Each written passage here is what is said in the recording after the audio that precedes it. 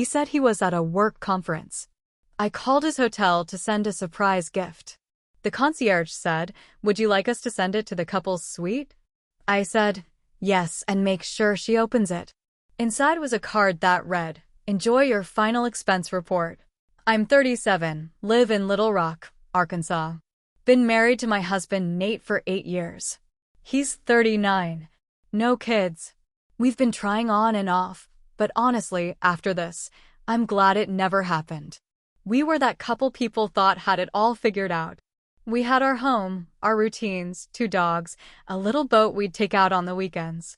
Nate worked in sales, medical supplies, lots of traveling for conferences and client meetings. Me? I work in finance from home. Numbers, spreadsheets, very boring stuff unless you're in it. But it pays well. At first, his travel didn't bother me. I liked having the house to myself sometimes. It gave me space. Gave him space too. That's what I thought healthy couples did. Trust each other, right? Things started changing about a year ago. The first thing I noticed was how vague he got with details. He used to send me flight info, hotel names, little updates. Then it got lazy. Headed to Chicago for 3 days or conference in Tampa, never with who or where exactly. Then there was the time I found a receipt in his coat pocket. It was for a hotel in St. Louis. He had told me he was in Kansas City. When I asked him about it, he said there was some issue with overbooking and the company sent him to a nearby hotel instead. It was plausible. He even rolled his eyes like I was the one being weird. I let it go. I wish I hadn't. Fast forward to last month. He said he had a conference in Dallas, something to do with new product training. For days. Wednesday to Saturday. He left early that morning. Gave me a kiss, said he'd call when he landed. He didn't. I texted him a few hours later, just a "Did you land okay?" Nothing. A few hours passed. Still nothing. Then late that night, around 11, he texted, "Long day, crashing now. Love you." That was it. Second day, same thing. Minimal contact. 1-word replies. No phone calls. That's when I started feeling it in my gut.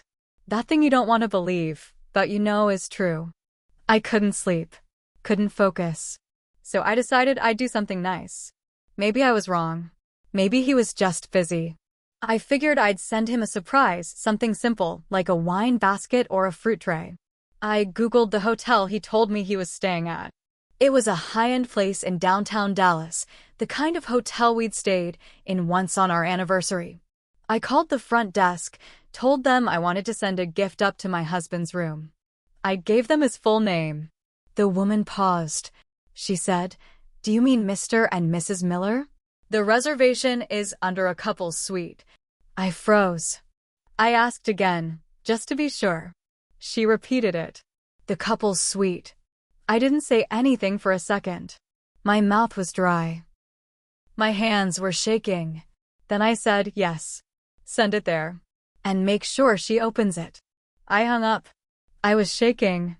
Angry. Hurt. But clear-headed. I sat down at my desk. I had access to all our shared accounts, including the company credit card he used for travel. I looked up his expense reports for the last 6 months. It didn't take long. I found receipts from restaurants with 2 entrees and 2 drinks, spa services for 2, even a charge from a jewelry store in Chicago, a necklace I never got. I printed every single one. Stapled them all together. I wrote a card, real simple. "Enjoy your final expense report." I put everything into a nice envelope. Called the hotel back. Paid extra to have someone hand-deliver it to the suite. I told them, again, to make sure she opened it. Then I waited. After I sent the envelope, I couldn't sit still. I walked around the house like a ghost, picking things up, putting them back down. My heart was racing the whole time. The dogs followed me, confused. I turned my phone off because I didn't want to hear it ring. Not yet. That night, I didn't sleep. I just lay there in the dark, staring at the ceiling, thinking about everything. The past 10 years. All the holidays. The inside jokes. The way he used to call me his best friend. It all felt fake now. I turned my phone on around 6 a.m. I had 4 missed calls, all from Nate. Then a text, "Call me, please. We need to talk." Another one, "What the hell is this? Why would you do that?" And then, "It's not what you think." Of course it wasn't.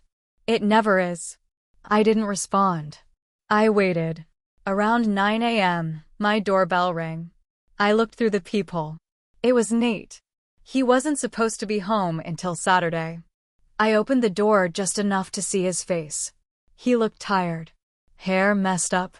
No suitcase. Just him and his phone in his hand. "We need to talk," he said. I didn't say a word. Just walked back inside and sat down on the couch. He followed. He stood in the middle of the living room like a kid waiting to be yelled at. "You want to explain the couple's suite first?" I asked, keeping my voice calm. He rubbed his hands over his face. "I didn't think they'd call it that. It's just a room. It doesn't mean anything." I laughed. "So who is she?" He hesitated. "Just a second." That's all it took. "Her name is Jenna. She works in marketing. It's been a few months." I nodded. "A few months. That's cute. You know I printed your expense reports, right? The ones with dinner for 2, massages, jewelry." He didn't say anything. "You used our joint card for some of those," I added. "Didn't think I'd notice?" He finally sat down. "I didn't mean for this to happen. It just got out of control." I stared at him. "You didn't mean to sleep with someone else for months behind my back?" He tried again. "We were distant. You've been so busy with work. And I didn't think you cared anymore." That stung. "So you cheated because I was doing my job? That's your excuse." He looked down. I didn't want to cry. I really didn't. But I felt the heat behind my eyes. I turned away, wiped my face quickly. "So what now?" I asked. He looked at me like he didn't know what to say. Like he hadn't thought that far ahead. I stood up. "You're gonna pack a bag. And you're gonna leave. You'll go to your little girlfriend or a motel, I don't care. But you're not staying here." He opened his mouth, like he was about to argue, but I gave him a look that shut it down. "You lied to me. For months. You dragged me into your mess. And now you want to act like we're just gonna talk it out? No. You made your choice. Now go live in it." He stood up slowly, nodding. "I'll come back for my stuff later," he said. "I'll have it packed for you," I replied. "You won't need to come inside." He left without another word. But the worst part wasn't him walking out. The worst part came a week later when I got a message request on Facebook. From Jenna. I stared at her name on my screen for a long time. Jenna Myers. I didn't know her, but I knew of her. Nate had mentioned her once or twice. Said she was new in marketing, moved down from Indiana. I remember thinking her name sounded fake, like one of those girls who used to bully other girls in high school but smile for the yearbook photo. Her message was short. "Can we talk? Just for a minute? I swear I'm not here to fight." At first, I wanted to ignore it. What could she possibly say? But something in me, call it morbid curiosity, or maybe just the need to hear the full truth, made me click. I messaged back. "Why?" She replied almost instantly. "Because I didn't know about you." Not until the envelope. That hit me hard. We agreed to meet at a coffee shop halfway between her apartment and mine. Neutral ground. Public place. Just in case. When she walked in, I knew it was her. Early 30s, maybe. Pretty in that overly polished kind of way. Glossy lips, expensive bag, big engagement-style ring. My stomach turned when I saw it. She sat across from me. Looked nervous. First, she said, "I'm sorry. If I'd known he was married, I never would have gone near him." I didn't say anything. She kept talking. "He told me you two were separated. Said the papers were filed. That he was staying at a friend's until the house sold." I blinked. "Wow." "Yeah," she said, taking a shaky breath. He had an answer for everything. Showed me texts. Once he said, "We're from you," arguing about the divorce. He even made jokes about you still holding onto the dogs like a hostage. I nearly choked. The dogs? Jenna looked genuinely hurt. I feel like such a fool. I finally spoke. You should. She nodded. I do. Then she pulled out her phone. I need you to see this, she said. She opened her photo album. Showed me pictures. Dozens of them. Her and Nate. Smiling at dinners. Holding hands at events. One of them kissing under some neon sign in Nashville. And then, one that stopped my heart. It was Nate, holding up a small onesie. Grinning. I stared at it. I'm pregnant, she whispered. 12 weeks. My mouth was dry. Are you keeping it? She nodded. I thought I was building a future with him. He even talked about getting married. Said he didn't want to repeat old mistakes. Now I don't know what to believe. I sat back, trying to process everything. He lied to her. Lied to me. Was ready to start a whole new life, while mine was falling apart. But Jenna wasn't done. I found something else, she said. After I saw that envelope, I started digging. She pulled out another folder, thick with printed emails. These are emails between him and someone named Claire. They go back over a year.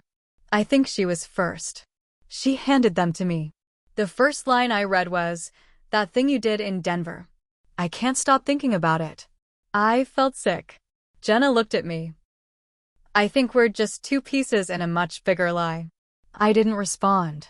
Because I wasn't thinking about Nate anymore. I was thinking about how far I could push this.